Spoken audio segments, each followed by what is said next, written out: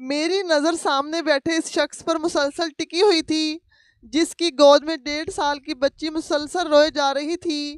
اس شخص کا حلیہ بتا رہا تھا کہ وہ نشے کا عادی ہے۔ بچی بہت خوبصورت اور صاف ستھری تھی۔ میں نے اپنے دوستوں کو اشارہ کیا اور ہم چاروں مل کر اس انسان کی طرف بڑھے، اور جب اس سے بچی کے بارے میں پوچھا تو وہ کوئی جواب نہیں دے سکا۔ شاید وہ بچی کو کہیں سے اٹھا کر لایا تھا۔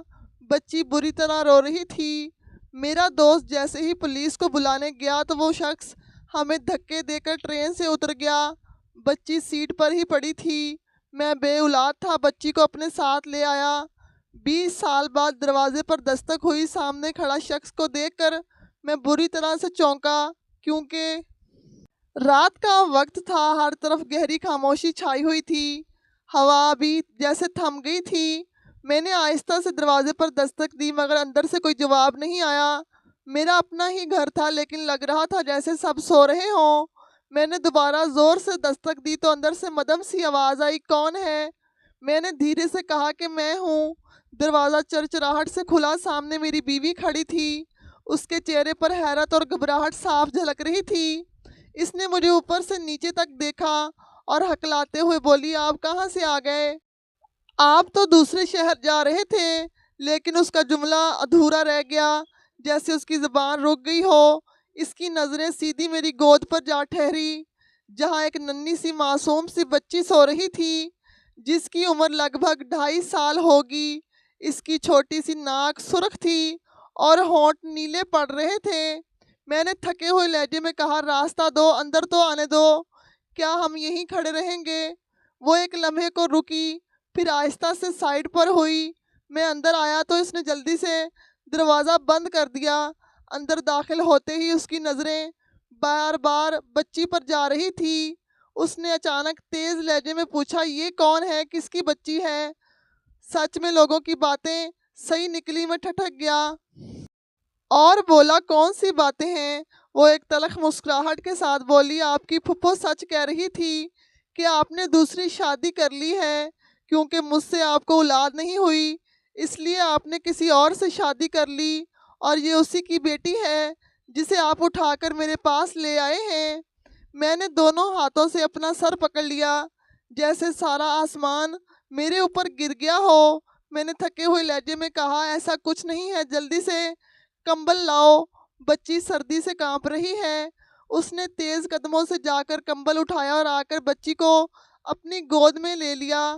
اس کے ہاتھوں میں لرزش تھی، مگر ماں جیسی نرمی بھی تھی، اور آہستہ سے بولی، یہ تو بہت ٹھنڈ میں ٹھٹر رہی ہے، میں اسے گرم کرتی ہوں اور اسے دودھ دینا ہوگا، ورنہ بیمار پڑ جائے گی۔ بچی سہمی سہمی آنکھوں سے اسے دیکھ رہی تھی، جیسے سب کچھ سمجھ رہی ہو۔ تھوڑی دیر بعد وہ دودھ پینے لگی اور پھر نیند میں چلی گئی۔ میری بیوی بچی کو بستر پر لٹا کر میرے پاس آ کر بیٹھ گئی، اور اس کی آنکھوں میں ہزاروں سوالات تھے، مگر زبان خاموش تھی۔ کچھ لمحے بعد وہ دھیرے سے بولی، آپ بہت الجھے ہوئے لگ رہے ہیں، دل پر بھاری بوجھ ہے، بتائیے کیا ہوا؟ میں نے اس کی طرف دیکھا، میرے ہونٹ کانپ رہے تھے، اور میں نے آہستہ سے کہا، ہاں سنو، میں سب بتاتا ہوں۔ اور پھر میں نے اس کو جو کہانی بتائی، میری زندگی کی کہانی، جو اپنی زبانی میں آپ لوگوں کو سناتا ہوں۔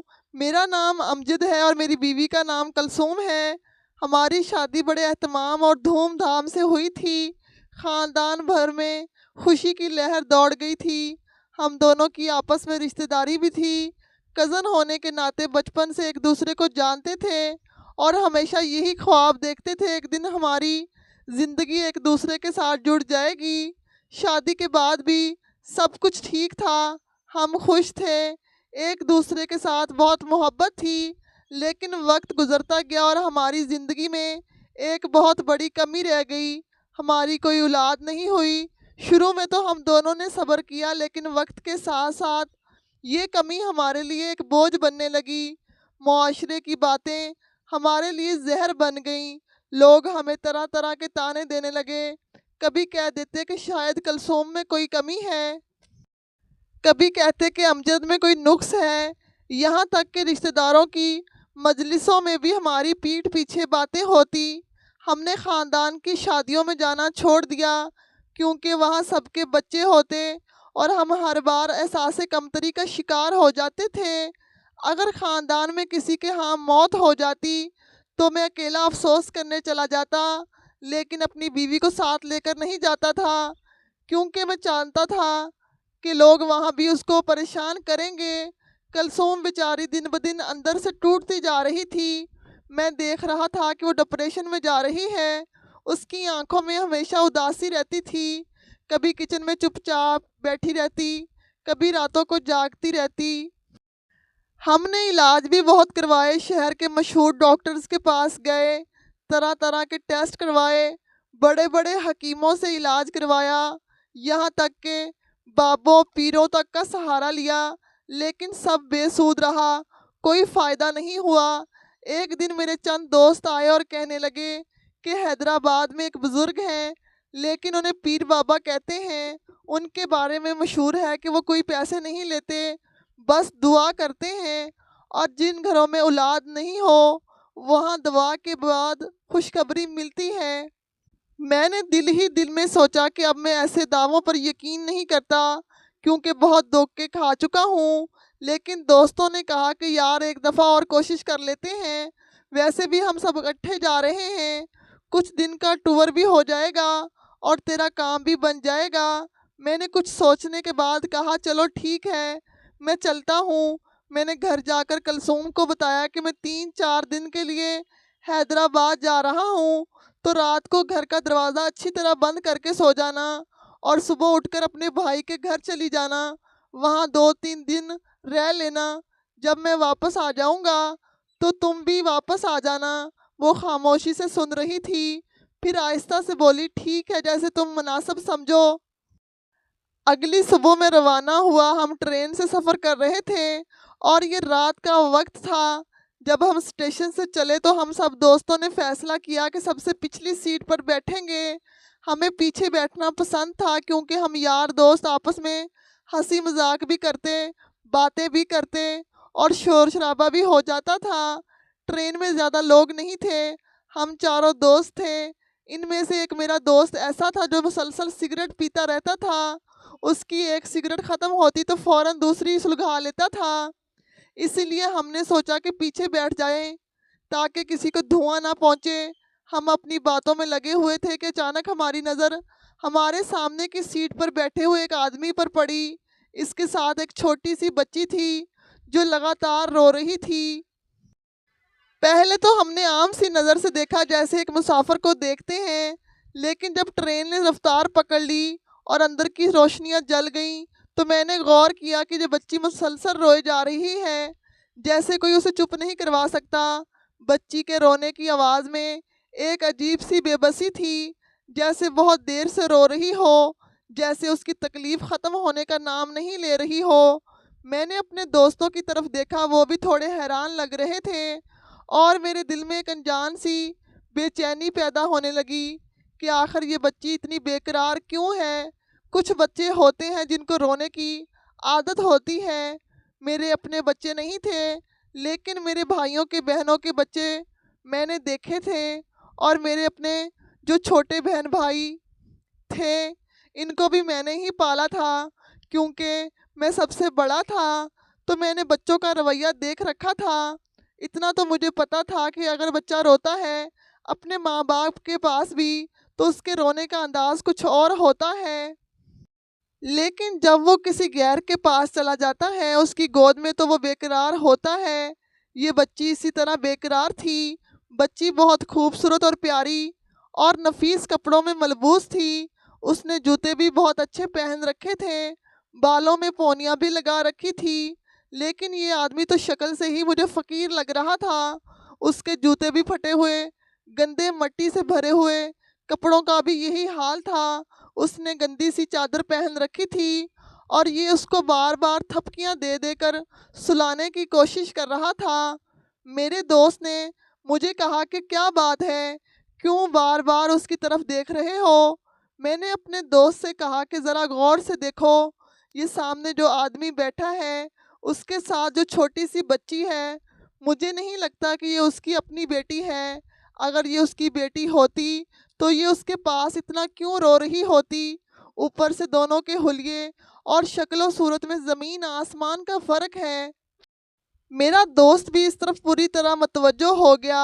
اس نے بھی غور سے دیکھا اور آہستہ سے بولا، ہاں بات تو کچھ ایسی ہی لگ رہی ہے، کوئی نہ کوئی مسئلہ ضرور ہے، چلو اس سے بات کرتے ہیں۔ ہم دونوں نے آپس میں مشورہ کیا، پھر نرمی سے اس آدمی سے بات شروع کی۔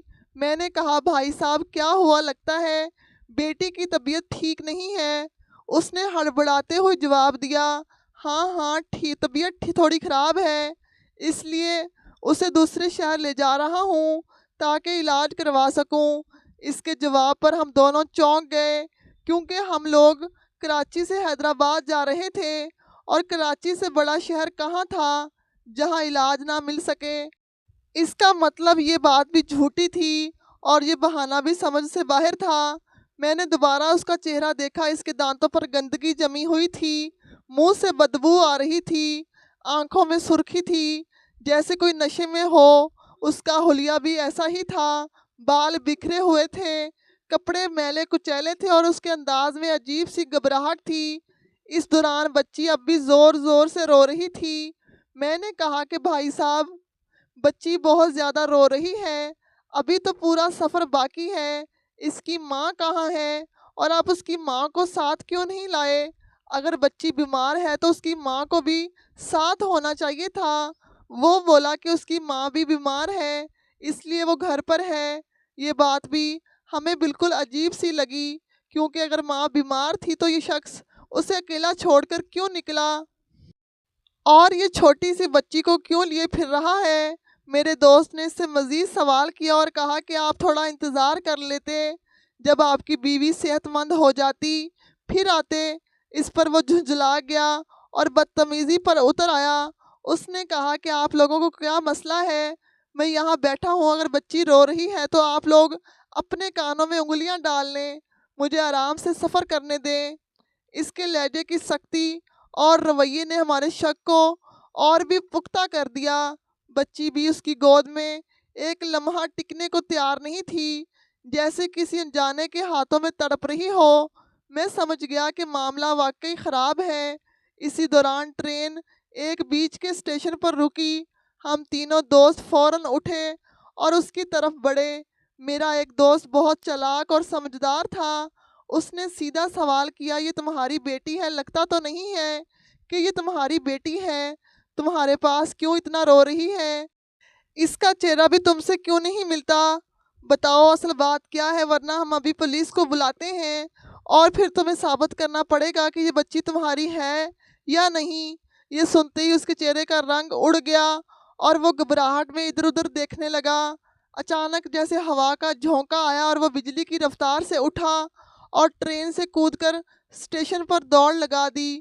وہ اتنی تیزی سے بھاگا کہ پلٹ کر بھی نہیں دیکھا اور چھوٹی سی بچی کو وہیں چھوڑ گیا۔ ہم سب لمحہ بھر کے لیے ساکت رہ گئے۔ یہ سب دیکھ کر ہمارا شک بالکل درست نکلا، اس نے واقعی یہ بچی اغوا کی ہوئی تھی۔ پتہ نہیں کہاں سے لایا تھا اور کہاں لے کر جا رہا تھا، لیکن جیسے ہی اسے لگا کہ ہم اس پر شک کر رہے ہیں، اس نے اپنی جان بچائی اور بھاگ نکلا۔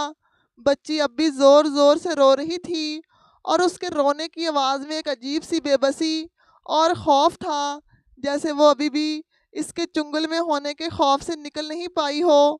ٹرین پلیٹ فارم پر رکی ہوئی تھی۔ ہم سب دوستوں کے دلوں میں ایک عجیب سی کیفیت تھی۔ ابھی چند لمحے پہلے جو کچھ ہوا تھا اس نے سب کو ہلا کر رکھ دیا تھا۔ بچی اب بھی زور زور سے رو رہی تھی۔ میرا ایک دوست فوراً نیچے اترا اور اسٹیشن پر بنی ہوئی چھوٹی سی دکان کی طرف دوڑ لگا دی۔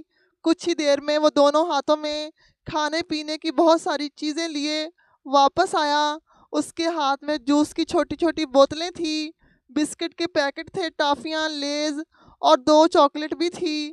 اس نے کہا کہ بچوں کو یہ چیزیں سب سے زیادہ پسند ہوتی ہیں، شاید اس کے دل سے رونا رک جائے۔ ہم نے پہلے اسے پانی دیا۔ اس نے جیسے ہی بوتل پکڑی تو ایسے پینے لگی جیسے نہ جانے کتنی دیر سے پیاسی ہو، جیسے رو رو کر اس کا گلا خشک ہو گیا ہو اور شاید ظالم آدمی نے سفر کے دوران اسے پانی تک نہیں دیا تھا۔ وہ چھوٹی چھوٹی سانسوں کے ساتھ ایک ہی دم پوری بوتل ختم کر گئی۔ میں نے اپنے دل پر ہاتھ رکھا اور سوچا یہ کیسا انسان ہوگا جو ایک معصوم بچی کو اس حال میں لے کر پھر رہا تھا کہ اس کو پانی تک نہیں دیا۔ پھر ہم نے اسے بسکٹ کھلائے، لیز کے چند چپس اس کے ہاتھ میں رکھے اور چاکلیٹ کھول کر دی۔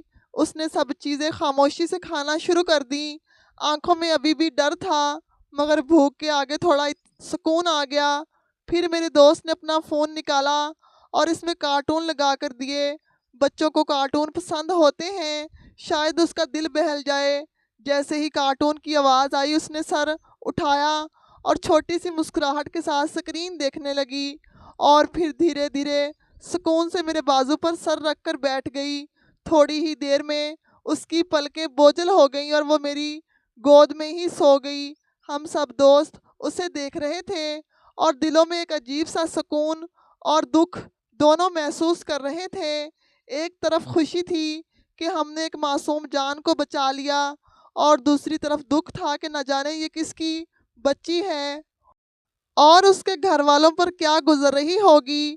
ہم آپس میں بات کرنے لگے کہ اب کیا کریں، اگر پولیس کے حوالے کر دیں تو پتہ نہیں وہ اس کو کہاں رکھیں گے، اور یہ چھوٹی سی بچی تو اپنا نام تک نہیں بتا سکتی، نہ ماں باپ کا پتہ، نہ علاقے کا پتہ، اور پھر کراچی اتنا بڑا شہر ہے، کہاں ڈھونڈیں گے اس کے اصل گھر والوں کو۔ میرا ایک دوست بولا کہ پولیس کو دینا تو شاید صحیح حل نہ ہو، ہاں رپورٹ کروا دینی چاہیے تاکہ اگر کوئی ڈھونڈنے آیا تو ہمیں خبر ہو جائے گی، باقی یہ بچی کم از کم کسی محفوظ ہاتھ میں رہے۔ میرے دوستوں میں سے ہر ایک کے اپنے گھر میں کئی بچے تھے، کسی کے 4، کسی کے 5، کسی کے 6۔ سب نے کہا کہ تمہارے لیے یہ اللہ کی طرف سے ایک نعمت بن سکتی ہے، کیوں نہ تم ہی اسے رکھ لو، تمہیں تو اللہ نے اولاد ہی نہیں دی، تم اسے پال لو، تمہاری زندگی میں بھی رونق آ جائے گی۔ میں نے سب کی طرف دیکھا اور دل میں ایک فیصلہ کر لیا۔ میں نے کہا ہاں میں اسے اپنے گھر لے جاتا ہوں، میں اسے اپنی بیٹی بنا لوں گا۔ اللہ نے مجھے اولاد نہیں دی، لیکن شاید اسی طرح مجھے خوشی دینے کا انتظام کیا ہو۔ میں اس کی پرورش کروں گا اور پولیس کو رپورٹ بھی کروا دوں گا تاکہ اگر کبھی اس کے اصل والدین ملیں تو انہیں دے دوں گا۔ سب نے میری بات پر خوشی کا اظہار کیا اور کہا کہ یہی سب سے بہترین فیصلہ ہے۔ چنانچہ میں نے حیدرآباد جانے کا ارادہ ترک کر دیا۔ اسی اسٹیشن پر ہم سب نے اترنے کا فیصلہ کیا اور میں اس ننھی سی جان کو اپنی گود میں چھپائے ٹرین سے اترا، اور وہ سو رہی تھی جیسے کئی دنوں کی تھکن آج اتر گئی ہو۔ سب دوستوں نے مجھے الوداع کیا اور میں اکیلا اس بچی کو لے کر واپس اپنے گھر آ گیا۔ راستے پر میرے ذہن میں یہی سوال گونج رہا تھا کہ نہ جانے یہ کس کی بیٹی ہے، کس ماں نے اسے جنم دیا ہوگا، کس نے اس کے لیے خواب دیکھے ہوں گے، اور آج وہ ماں نہ جانے کہاں تڑپ رہی ہوگی۔ میں گھر پہنچا تو کلثوم میرا انتظار کر رہی تھی، مجھے اتنی جلدی دیکھ کر حیران ہوئی، اور جب اس نے میری گود میں بچی کو دیکھا تو چند لمحوں تک حیرت سے مجھے دیکھتی رہی۔ میں نے اسے سارا واقعہ سنایا تو وہ رونے لگی اور بولی یہ ملک کہاں جا رہا ہے، یہاں لوگ کس حد تک گر گئے ہیں، کوئی اپنی ممتا کھو بیٹھا تو کوئی اپنی انسانیت۔ ہم دونوں رات بھر اس بچی کو دیکھتے رہے جیسے ہمارے دل کے زخم پر مرہم رکھ دیا گیا ہو۔ اگلی صبح میں نے قریبی پولیس اسٹیشن جا کر رپورٹ درج کروا دی۔ میں نے انہیں سارا واقعہ بتایا، اپنا فون نمبر اور سب کچھ لکھوا دیا۔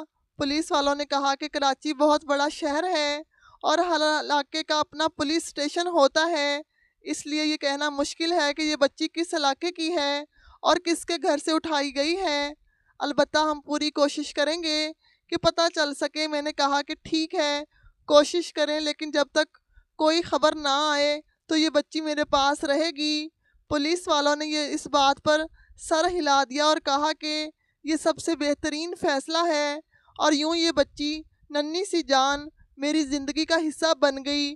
ہمیں تو شروع میں یہ بھی معلوم نہیں تھا کہ اس ننھی سی بچی کا اصل نام کیا ہے، کہاں کی ہے، کس کی ہے، لیکن جب وہ ہمارے گھر آئی اور ہمارے دل کا سکون بن گئی تو میں نے فیصلہ کیا کہ اس کا ایک نام ہونا چاہیے جو پیار سے لیا جائے اور جس سے ہمیں بھی خوشی ہو۔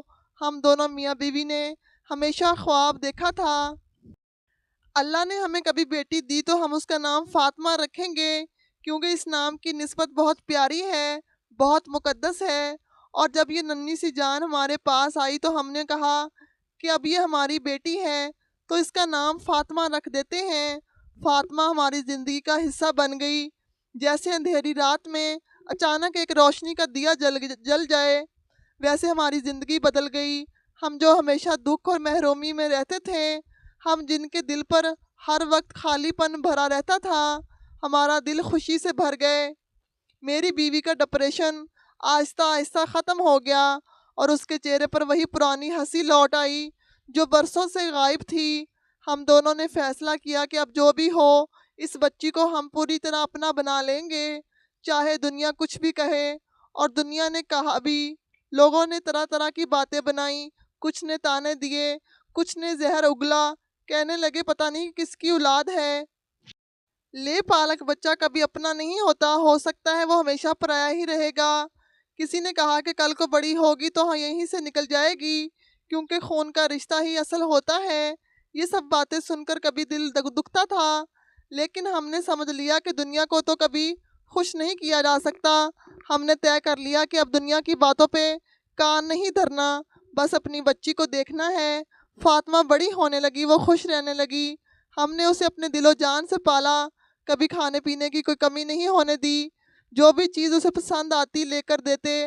ہم نے اس کے لیے خوبصورت کپڑے لیے، رنگ برنگے کھلونے لیے، اس کے لیے چھوٹا سا کمرہ بنایا جس میں اس کی پسند کے کھلونے بھر دیے، اس کے لیے ایک بہترین اسکول کا انتخاب کیا، کیونکہ میں چاہتا تھا کہ وہ پڑھ لکھ کر ایک قابل انسان بنے۔ اس کی تعلیم کی ذمہ داری ہم دونوں نے اٹھائی، وہ بھی بہت ذہین نکلی، شروع سے ہی پڑھائی میں اچھی تھی، ہر امتحان میں اچھی کارکردگی دکھاتی اور ہر کلاس میں ٹاپ کرتی۔ میں اس کے سر پر ہاتھ پھیر کر کہتا کہ بیٹی تم نے ہمارا سر فخر سے بلند کر دیا ہے۔ کلثوم اسے خوشی سے گلے لگاتی اور ہم دونوں دعا کرتے کہ اللہ اسے ہمیشہ خوش رکھے۔ کبھی کبھار میں پولیس اسٹیشن بھی چلا جاتا کہ شاید کوئی سراغ ملے، لیکن ہر دفعہ یہی جواب آتا کہ جی ہم کوشش کر رہے ہیں۔ اب تو اس بات کو 3-4 سال ہو چکے تھے اور کوئی نتیجہ نہیں نکلا تھا۔ اب مجھے سمجھ آ گئی کہ شاید کسی نے بھی اسے ڈھونڈنے کی کوشش نہیں کی، یا پھر وہ لوگ بھی نہیں مل سکے، لیکن ہم نے ہمت نہیں ہاری۔ ہم نے طے کر لیا کہ چاہے کچھ بھی ہو، یہ اب ہماری بیٹی ہے اور ایسے ہی رہے گی۔ فاطمہ کو بھی ہم نے اپنی خوشیوں کا مرکز بنا لیا، وہ ہمیں ماما بابا کہہ کر بلاتی اور خوشی خوشی رہتی۔ وقت گزرتا گیا، فاطمہ اسکول کی بڑی کلاسوں میں پہنچ گئی اور اس کی ذہانت کا ڈنکا بجنے لگا۔ 5ویں کلاس کے بعد اس کی پڑھائی بالکل مفت ہو گئی، کیونکہ وہ ہر سال سب سے ٹاپ پر آتی تھی۔ اس کی کامیابیوں نے ہمیں اور بھی خوش کر دیا، لیکن کبھی کبھار دل میں چبھن سی محسوس ہوتی تھی کہ یہ بچی کس کی بیٹی تھی، کہاں سے آئی تھی اور اس کے اصل والدین پر کیا گزر رہی ہوگی۔ یہ سوچ کر کئی بار راتوں کو نیند نہیں آتی تھی، لیکن فاطمہ کی مسکراہٹ ہمیں پھر مطمئن کر دیتی تھی۔ جب وہ 14 سال کی ہوئی تو ہر چیز کو سمجھنے لگی، اور یہی وقت تھا جب ایک دن ایک رشتہ دار نے، جو ہمارا سگا بھی تھا، اس نے بتایا کہ یہ لوگ تمہارے اصل والدین نہیں ہیں، تمہیں تو انہوں نے ٹرین سے اٹھایا تھا اور پال لیا تھا۔ یہ سن کر ہمیں لگا جیسے کسی نے ہمارے دل پر چھری چلا دی ہو، کیونکہ ہم نے سوچا تھا کہ ایک دن سچ بتائیں گے، لیکن اس وقت جب ہم مناسب سمجھیں گے تاکہ اسے سمجھنے میں تکلیف نہ ہو، مگر یہ بات اچانک اس تک پہنچ گئی۔ کلثوم روتی رہی کہ کاش کسی نے یہ نہ کہا ہوتا، لیکن جب ہم نے فاطمہ کو دیکھا تو وہ پرسکون تھی۔ اس نے آ کر کہا مجھے اس بات سے کوئی فرق نہیں پڑتا، میرے لیے آپ ہی میرے ماں باپ ہیں اور ہمیشہ رہیں گے۔ اس کی بات سن کر ہمارے دل پگھل گئے، آنکھوں میں آنسو آ گئے، لیکن یہ آنسو دکھ کے نہیں خوشی کے تھے۔ لیکن ہماری محنت رنگ لائی، ہماری محبت رنگ لائی۔ وقت اپنی تیزی سے گزرتا رہا، فاطمہ بڑی ہونے لگی، اسکول کے بعد کالج جانے لگی۔ ہم دونوں اس پر فخر محسوس کرتے تھے اور دن رات اللہ کا شکر ادا کرتے تھے کہ اس نے ہمیں یہ بیٹی دی، جو نہ صرف ہماری خوشی کا مرکز ہے بلکہ ہماری امید کا سہارا بھی ہے۔ کالج میں بھی اس نے ٹاپ کیا اور اس کی کامیابی نے نہ صرف ہمیں خوشی دی بلکہ ہمارے خوابوں کو بھی ایک نئی روشنی دے دی تھی۔ وہ بچپن سے ہی محنتی اور ذہین تھی اور ہر امتحان میں نمایاں نمبر لاتی تھی۔ اس کے اساتذہ بھی ہمیشہ اس کی تعریف کرتے تھے کہ یہ لڑکی ایک دن بڑا نام کمائے گی۔ جب اس نے کہا کہ ابا میں مقابلے کا امتحان دینا چاہتی ہوں تو میرے دل میں فخر کے ساتھ ساتھ ایک عجیب سی خوشی بھی پیدا ہوئی۔ میں نے کہا کہ بیٹا، ہم نے تمہیں خوشی خوشی پالا ہے، تمہاری ہر خواہش پوری کی ہے اور اب بھی ہم تمہارے ساتھ ہیں۔ لیکن اندر سے میں بہت پریشان تھا کیونکہ آج کل میری بیوی کی طبیعت بہت زیادہ خراب رہنے لگی تھی۔ وہ اکثر رات کو اٹھ کر بیٹھ جاتی اور کہتی کہ سانس لینے میں تکلیف ہو رہی ہے۔ میں اسے ڈاکٹر کے پاس لے جانے کا کہتا تو کہتی کہ کچھ نہیں، بس تھکن ہے، لیکن میں جانتا تھا کہ بات کچھ زیادہ سنجیدہ ہے۔ جس دن فاطمہ پہلا پیپر دینے گئی اس دن میری بیوی کی طبیعت بہت زیادہ بگڑ گئی۔ میں نے اسے فوراً ہسپتال لے جانے کا فیصلہ کیا۔ ہسپتال پہنچ کر جب ٹیسٹ کروائے گئے تو رپورٹ دیکھ کر میری آنکھوں کے آگے اندھیرا چھا گیا۔ ڈاکٹر نے بتایا کہ میری بیوی کو کینسر ہے اور بیماری کافی پھیل چکی ہے۔ علاج کے لیے 70 سے 80 لاکھ روپے درکار ہیں اور میرے پاس اتنے پیسے کہاں سے آنے تھے؟ میں تو ایک عام سا ملازم تھا۔ میرا دل بیٹھ گیا، جیسے زمین میرے قدموں تلے نکل گئی ہو۔ میں سوچنے لگا کہ میں اتنے پیسے کہاں سے لاؤں گا اور کہاں جاؤں گا، کس سے مدد مانگوں گا۔ میں ایک لمحے کے لیے ٹوٹ گیا، لیکن بیوی نے میرا ہاتھ پکڑا اور کہنے لگی کہ اب کیا کرنا ہے، زندگی تو گزر گئی، جو تھوڑا بہت وقت بچا ہے میں اپنی بیٹی اور تمہارے ساتھ گزار لوں گی اور اس کے بعد چپ چاپ اس دنیا سے چلی جاؤں گی۔ تم میرے لیے مقروض نہیں ہونا اور نہ ہی کسی کے آگے ہاتھ پھیلانا۔ میں نے کہا کہ میں تمہارے بغیر نہیں رہ سکتا۔ تم صرف میری بیوی نہیں ہو، میری زندگی ہو۔ تم نے میرا ساری عمر ساتھ دیا ہے، میں تمہارے بغیر کیسے رہوں گا؟ تو وہ ہلکی سی مسکرائی اور کہنے لگی کہ جو قسمت میں لکھا ہوتا ہے اسے بدلا نہیں جا سکتا۔ ہم لوگ گھر واپس آ گئے۔ میں مسلسل سوچتا رہتا کہ کوئی معجزہ ہو جائے، لیکن بیوی کا کہنا تھا کہ یہ بات فاطمہ کو ہرگز مت بتانا، آج کل اس کے پیپر ہو رہے ہیں، کہیں وہ پریشان نہ ہو جائے۔ یعنی صبر کیا اور خاموش رہا۔ فاطمہ نے اپنے تمام پیپر دیے اور جب نتیجہ آیا تو وہ پورے ملک میں نمایاں پوزیشن لے کر مقابلے کے امتحان میں کامیاب ہوئی اور اس علاقے کی DPO تعینات کیا گیا۔ اس دن ہمارا سینہ فخر سے چوڑا ہو گیا۔ محلے والے مبارکباد دینے آئے، سب لوگ ہماری بیٹی کی کامیابی پر رشک کر رہے تھے، لیکن میرے دل کے کونے میں دکھ بھی چھپا ہوا تھا کہ ان کے اس بیچ میری بیوی کی طبیعت بہت زیادہ بگڑ رہی تھی۔ فاطمہ بھی ماں کی کمزوری کو نوٹ کرنے لگی۔ ظاہر سی بات ہے وہ بھی اسی گھر میں رہتی تھی، لیکن اپنے کام میں اتنی مصروف ہو گئی تھی کہ زیادہ وقت نہیں دے پاتی تھی۔ جلد ہی اسے سرکاری گھر بھی الاٹ ہونے والا تھا اور اس نے بڑے شوق سے کہا تھا کہ اب اماں بابا آپ دونوں میرے ساتھ چلیں گے، میں چاہتی ہوں کہ آپ لوگ میرے ساتھ رہیں۔ میں نے کہا کہ ہاں بیٹا ضرور، لیکن اندر سے جانتا تھا کہ شاید ہم جا نہ سکیں کیونکہ بیوی کی دن بدن کمزور ہو رہی تھی اور جب بھی فاطمہ پوچھتی کہ امی آپ بیمار لگتی ہیں تو وہ ہنس کر کہتی کہ بیٹا بوڑھی ہو گئی ہوں، بڑھاپے میں تو بیماریاں آتی جاتی رہتی ہیں، اور فاطمہ مطمئن ہو جاتی۔ لیکن میں جانتا تھا کہ یہ سب سچ نہیں ہے اور آنے والے دن ہمارے لیے کتنے گھٹن ہو سکتے ہیں۔ فاطمہ نے کہا کہ میں خود امی کو ڈاکٹر کے پاس لے کر جاؤں گی، اور یہ سن کر میں اور میری بیوی دونوں ہی چونک گئے۔ ہمیں ڈر لگا کہ اگر فاطمہ خود ڈاکٹر کے پاس لے گئی تو اس کو سب پتہ چل جائے گا اور پھر وہ اپنی ماں کی بیماری کا سن کر پریشان ہو جائے گی، اور ابھی تو اس کے اتنے بڑے بڑے خواب ہیں، اس کی زندگی کا سب سے اہم وقت ہے۔ ہم دونوں نے ایک دوسرے کی طرف دیکھا لیکن ہم کچھ بول نہیں پائے، اور ہم نے فیصلہ کیا کہ جیسے ہی یہ ہفتہ نکالنا ہے، کیونکہ اس کے بعد ہم دوسرے گھر میں شفٹ ہو رہے ہیں۔ کچھ سامان پہلے ہی جا چکا تھا اور فاطمہ بھی زیادہ تر اسی نئے گھر میں رہتی تھی۔ وہ وہاں کام کروا رہی تھی، سامان سیٹ کروا رہی تھی، اور ادھر پرانے گھر میں خاموشی چھائی ہوئی تھی۔ میری بیوی کمزور ہو چکی تھی، لیکن پھر بھی ہمت دکھاتی تھی کہ فاطمہ کو کچھ پتہ نہ چلے۔ میں اکثر سوچتا کہ بیوی کا یہ حوصلہ نہ ہوتا تو میں کب کا ٹوٹ چکا ہوتا۔ اسی طرح ایک دن اچانک دروازے پر دستک ہوئی۔ میں نے جا کر دروازہ کھولا اور جیسے ہی سامنے کھڑے شخص کو دیکھا تو میں ایک لمحے کے لیے ساکت رہ گیا۔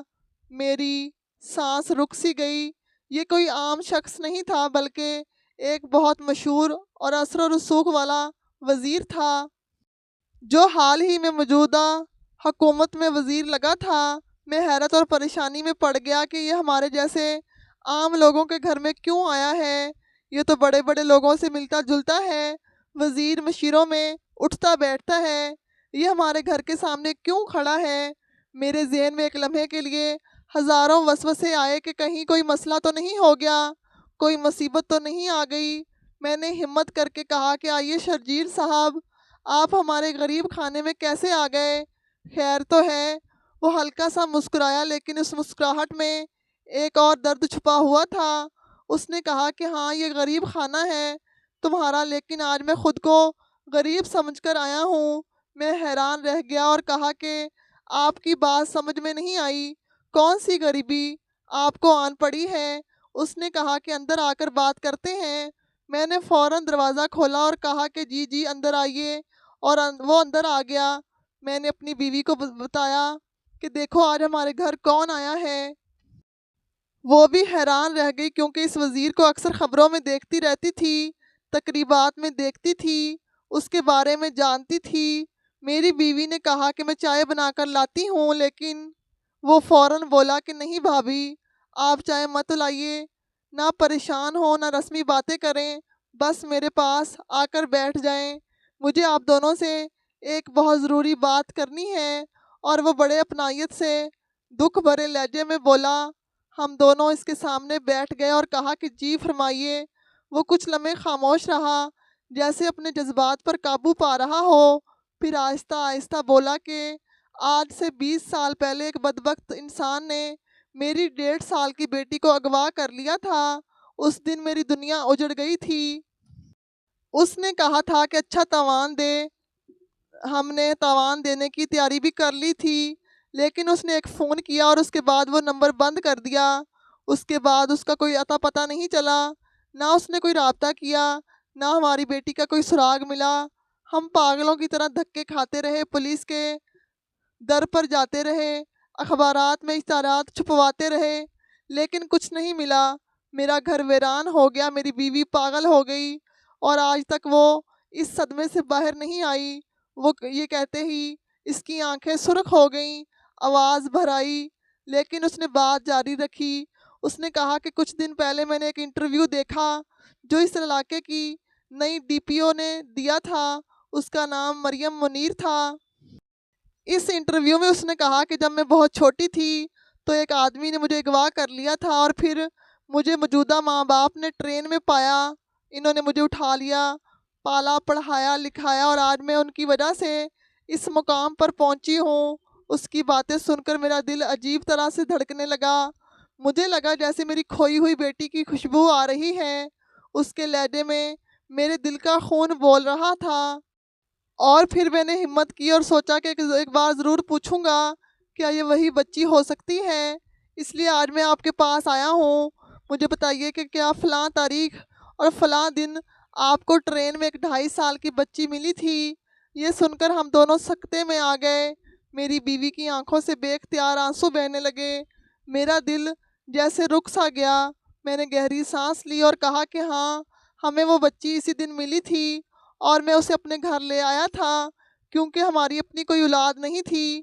ہم نے اللہ کا شکر ادا کیا اور اسے اپنی بیٹی بنا لیا۔ پھر میں نے اس کو وہ رات تفصیل سے بتائی کہ ہم 4 دوست تھے، ٹرین میں بیٹھے تھے، اچانک ایک آدمی گھبرایا ہوا آیا، بچی کو لیے، پھر اچانک ہمیں دیکھ کر ڈر گیا اور اگلے اسٹیشن پر اتر کر بھاگ گیا اور بچی کو وہیں چھوڑ گیا۔ میں نے اسے اٹھا لیا، اور وہ دن اور آج کا دن میری زندگی کا سب سے بڑا انعام بن گیا۔ میری بیوی اندر گئی اور ایک پرانا صندوق کھولا جس میں اس نے وہی کپڑے اور چھوٹے جوتے آج تک سنبھال کر رکھے ہوئے تھے جو اس بچی نے اس دن پہنے ہوئے تھے۔ جب ہم نے اسے پایا تھا وہ کپڑے لا کر اس آدمی کو دکھائے۔ جیسے ہی اس نے دیکھا تو وہ زاروں قطار رونے لگا۔ وہ زمین پر بیٹھ گیا کہ یہی تو وہ کپڑے ہیں جو ہماری بیٹی نے آخری بار پہنے تھے۔ جب ہم نے اسے دیکھا تھا وہ ہم پر شکر کے آنسو بہاتا رہا، بار بار کہتا رہا کہ آپ دونوں نے ہماری بیٹی کو زندگی دی، تعلیم دی، محبت دی، ورنہ نہ جانے وہ آج کہاں ہوتی، زندہ بھی ہوتی یا نہیں۔ ہم بھی رو رہے تھے اور دل ہی دل میں ایک عجیب سی کیفیت تھی کہ ہم نے جسے بیٹی سمجھ کر پالا وہ دراصل کسی اور کی امانت تھی، لیکن اب وہ ہمارے خون سے بڑھ کر ہماری جان تھی۔ ابھی ہم یہی باتیں کر رہے تھے کہ فاطمہ بھی وہاں پر آ گئی اور اس آدمی کو دیکھ کر حیران رہ گئی، کیونکہ وہ اس کو اچھی طرح جانتی تھی۔ وہ بھی اس کو دیکھ کر رک گئی۔ اس کے چہرے پر خوشی اور حیرت کے ملے جلے تاثرات تھے اور وہ جیسے تھوڑی دیر کے لیے بول ہی نہ سکی۔ وہ آدمی بھی فاطمہ کو دیکھ کر جذبات پر قابو نہ رکھ سکا۔ اس نے اپنی باہیں پھیلائی اور فاطمہ کی طرف بڑھا، اس کے سر پر شفقت بھرا ہاتھ رکھا اور بڑی محبت سے بولا، کیسی ہو بیٹی؟ یہ سن کر فاطمہ کے وجود میں ایک عجیب سی کیفیت دوڑ گئی اور اس کی آنکھوں سے آنسو بہنے لگے۔ میں نے فاطمہ کو سب کچھ بتایا کہ یہ تمہارے حقیقی والد ہیں، جنہوں نے تمہیں برسوں ڈھونڈا ہے اور جنہوں نے کبھی تمہیں بھلایا نہیں۔ یہ سنتے ہی وہ تڑپ کر اپنے باپ کے گلے لگ گئی اور زاروں قطار رونے لگی۔ وہ باپ بھی رونے لگا۔ بیٹی اور باپ کی یہ ملاقات برسوں کی جدائی کے بعد ہوئی تھی اور اس لمحے میں کوئی بھی شخص اپنی جذباتی کیفیت پر قابو نہیں رکھ سکتا۔ کمرے میں ایک عجیب سا سکوت چھا گیا۔ خوشی اور غم دونوں اکٹھے بہہ رہے تھے، لیکن اس خوشی اور شکر کے لمحے میں اچانک ایک قیامت ٹوٹ پڑی جب میری بیوی بے ہوش ہو کر زمین پر گر گئی۔ سب لوگ ہڑبڑا گئے۔ اس آدمی نے گھبرا کر مجھے دیکھا اور فاطمہ کی حالت بھی غیر ہو گئی۔ فوراً ہم سب نے مل کر میری بیوی کو سنبھالا اور قریبی ہسپتال پہنچے۔ ڈاکٹر نے معائنہ کیا اور کہا کہ ان کو فوری طور پر ایڈمٹ کرنے کی ضرورت ہے، حالت اچھی نہیں ہے۔ میں نے ڈاکٹر کو بتایا کہ یہ کینسر کی مریضہ ہیں، لیکن ہمارے پاس علاج کے لیے پیسے نہیں ہیں، اسی لیے میں نے ابھی تک کسی کو نہیں بتایا۔ یہ سن کر وہ آدمی فوراً بولا کہ بھائی صاحب، اب آپ کو کسی چیز کی فکر کرنے کی ضرورت نہیں ہے، میں آپ کی بیوی کا بہترین علاج کرواؤں گا۔ آپ لوگوں نے میری بیٹی کو زندگی دی ہے تو اب میں آپ کی بیوی کو زندگی دوں گا۔ میں اپنی بیٹی کا قرض کبھی نہیں اتار سکتا، لیکن میں آپ کا شکر گزار ضرور رہوں گا۔ میں نے فوراً اپنی گاڑی نکلوائی اور ہمیں ملک کے سب سے بڑے کینسر ہسپتال میں لے کر گیا۔ وہاں میری بیوی کو داخل کروا دیا گیا اور ہسپتال کے سب سے ماہر ڈاکٹروں کو علاج کے لیے مقرر کیا گیا اور کہا کہ ایک ایک روپیہ میں دوں گا، بس آپ میری بہن کو ٹھیک کر دیں۔ ڈاکٹروں نے بھی پورا دھیان دینا شروع کر دیا، کیونکہ وہ ایک بڑے وزیر کے کہنے پر مریضہ کا علاج کر رہے تھے، اور جب بڑے لوگ ساتھ کھڑے ہوتے ہیں تو علاج میں بھی کمی نہیں رہتی۔ اس دوران فاطمہ نے بھی اپنے حقیقی والدین اور گھر والوں سے ملاقات کی۔ وہ جس گھر میں گئی وہ ایک شاندار حویلی تھی، بڑے بڑے کمرے، وسیع لان، شاندار فرنیچر، سب کچھ شان و شوکت سے بھرا ہوا تھا۔ اس کی حقیقی ماں نے جب اسے دیکھا تو وہ دوڑ کر آئی اور فاطمہ کو گلے لگا کر پھوٹ پھوٹ کر رونے لگی۔ اس کے والدین کے ساتھ اس کے 2 بھائی اور ایک چھوٹی بہن بھی تھی، جو اس سے لپٹ گئی اور کہنے لگی کہ باجی تم کہاں تھی؟ اتنے سال کہاں تھی؟ ہم نے تمہیں کتنا ڈھونڈا، ہم نے تمہاری ہر یاد کو سنبھال کر رکھا، لیکن ہم تمہیں نہیں ڈھونڈ سکے۔ اس لمحے فاطمہ کی آنکھوں سے خوشی کے آنسو تھمنے کا نام نہیں لے رہے تھے۔ وہ بھی اپنے حقیقی گھر والوں سے مل کر جیسے برسوں بعد ادھوری ہوئی تھی۔ وہ چاہتی تو اس حویلی میں رہ سکتی تھی، لیکن اس نے اپنے والدین کو کہا کہ میرا اصل گھر تو وہی ہے جہاں میں پلی بڑی ہوں، جہاں میرے ماں باپ ہیں، جنہوں نے مجھے پالا ہے، میں وہیں رہوں گی، آپ لوگوں سے ملنے آتی رہوں گی اور آپ لوگ بھی مجھ سے ملنے آتے رہیے گا۔ یہ سن کر اس کے حقیقی والدین کی آنکھوں میں بھی احترام اور خوشی اتر آئی۔ انہوں نے کہا کہ بیٹا جیسا تم چاہو، ہمیں خوشی ہے کہ تم زندہ سلامت ہو، ہمارے پاس ہو۔ وقت گزرتا گیا، میری بیوی کا علاج ہوتا رہا اور آخرکار وہ دن بھی آیا جب ڈاکٹروں نے کہا کہ وہ کینسر فری ہیں، اور یہ سب اس آدمی کے پیسوں اور تعاون کی وجہ سے ممکن ہوا جس نے ہماری دنیا بدل کر رکھ دی۔ اس کے بعد ہماری زندگی سکون سے گزرنے لگی۔ ہم اپنے اسی گھر میں رہتے رہے جو فاطمہ نے ہمارے لیے بنایا تھا، اور فاطمہ اپنی شادی کے بعد اپنے گھر میں خوش رہی۔ اس کے رشتے کے وقت ہم سب نے مل کر بیٹھ کر فیصلہ کیا، مشورے کیے اور اسے اپنی بیٹی کی طرح رخصت کیا۔ فاطمہ اکثر کہتی تھی کہ میں دنیا کی سب سے خوش قسمت لڑکی ہوں جس کی 2 مائیں ہیں، 2 باپ ہیں، اور اس سے بڑھ کر خوشی اور کیا ہو سکتی ہے۔ آج وہ اپنی زندگی میں خوش ہے، اپنے گھر میں آباد ہے، اور ہم اپنے گھر میں مطمئن ہیں، اور اس کے حقیقی والدین بھی اپنے گھر میں خوش ہیں اور ہم سے بھی ملتے رہتے ہیں اور ان سے بھی ملتی رہتی ہیں۔ اور میں جب بھی اپنی زندگی کو دیکھتا ہوں تو دل میں یہی خیال آتا ہے کہ اللہ کا شکر ہے کہ ہماری نیکی رائے گاہ نہیں گئی اور اس بچی کو اللہ نے اتنی خوشیاں دیں۔ باقی جن دنوں میں فاطمہ ہمارے ساتھ رہی، وہ دن ہماری زندگی کے سب سے قیمتی دن تھے۔ ہم نے اس کو بیٹی کی طرح پالا، ہر خوشی ہر دکھ میں اس کے ساتھ رہے، اس کی ہنسی، اس کی شرارتیں، اس کا معصوم چہرہ، سب کچھ ہمارے دل میں نقش ہو گیا۔ جب وہ پہلی بار اپنے چھوٹے چھوٹے قدموں سے چل کر میرے پاس آئی تھی اور کہتی تھی کہ بابا میں نے چلنا سیکھ لیا ہے، تو میرا دل خوشی سے بھر جاتا تھا۔ میری بیوی بھی اس کو گود میں اٹھا کر سینے سے لگاتی تھی اور کہتی تھی کہ یہ ہماری خوشی ہے، یہ ہمارا سہارا ہے۔ یہ سب یادیں ہمارے لیے قیمتی خزانے کی طرح ہیں جنہیں ہم ہمیشہ سنبھال کر رکھیں گے، کیونکہ اگر فاطمہ نہ ملتی تو ہماری زندگی تو کٹ جاتی لیکن خالی اور سنسان ہو جاتی۔ دل کے اندر ایک ادھورا پن رہتا جس کو ہم کبھی پورا نہیں کر سکتے تھے۔ فاطمہ جب بڑی ہوئی تو ہم نے اس کی کامیابیاں اپنی آنکھوں سے دیکھی۔ جب وہ پہلی بار اسکول گئی اور انعام لے کر آئی تو ہم نے اس کو گلے لگا کر خوشی کے آنسو بہائے۔ جب وہ بڑی ہوئی تو ہر کامیابی کے بعد سب سے پہلے ہمیں گلے لگاتی تھی اور کہتی تھی کہ یہ سب آپ کی دعاؤں کی وجہ سے ہے۔ ان لمحوں میں ہم نے محسوس کیا کہ وہ اولاد کیا ہوتی ہے اور اس کی کامیابی ماں باپ کے لیے کتنی بڑی خوشی ہوتی ہے۔ اب وہ اپنے حقیقی ماں باپ کے ساتھ بھی ہے اور ہمارے ساتھ بھی ہے۔ ایسا لگتا ہے جیسے اللہ نے ہمیں دونوں جہانوں کی خوشیاں دے دی ہوں۔ اس نے اپنی جڑوں کو نہیں بھلایا۔ وہ ہمیشہ کہتی ہے کہ میرا بچپن میرا اصل ہے اور میرا اصل تم ہو۔ وہ اکثر ہمارے پاس آتی ہے، کبھی کھانے پر، کبھی کسی خوشی میں۔ وہ ہمیں اپنی ہر خوشی میں شامل کرتی ہے اور یہی ہمارے لیے سب سے بڑی بات ہے۔ فاطمہ کے والدین بھی ہمیں اپنی فیملی مانتے ہیں۔ انہوں نے کئی بار کہا کہ آپ لوگ نہ ہوتے تو شاید ہم اپنی بیٹی کو کبھی دیکھ نہ پاتے اور نہ ہی وہ آج اس مقام پر ہوتی۔ اس بات سے دل کو تسلی ہوتی ہے کہ ہم نے جو کیا وہ ضائع نہیں گیا اور ہم نے واقعی ایک زندگی کو سنوارا۔ میں بس یہی کہنا چاہوں گا کہ دنیا میں بہت سے لوگ ایسے ہوتے ہیں جو اپنی زندگی میں مشکلات کا سامنا کرتے ہیں، لیکن ہر کسی کو وہ سہارا نہیں ملتا جو فاطمہ کو ملا۔ بچوں کی حفاظت کرنا والدین کا سب سے بڑا فرض ہے، کیونکہ غلط لمحہ ساری زندگی کا پچھتاوا بن سکتا ہے، اور ہر کوئی خوش قسمت نہیں ہوتا کہ اس کے بچے کسی اچھے ہاتھوں میں جائیں۔ ہم خوش قسمت ہیں کہ ہمیں فاطمہ ملی، لیکن ہر کوئی ایسا خوش قسمت نہیں ہوتا، اور اسی لیے میں دعا کرتا ہوں کہ ہر بچے کو اپنے والدین کا پیار ملے اور کوئی ماں باپ اپنی زندگی سولی پر لٹکاتے ہوئے نہ گزارے۔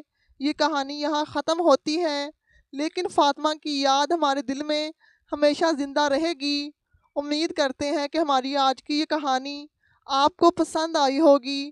پسندیدگی کا بہترین اظہار یہ ہے کہ ہمارے چینل کو لائک، شیئر اور سبسکرائب ضرور کریں۔ جزاک اللہ۔ اللہ حافظ۔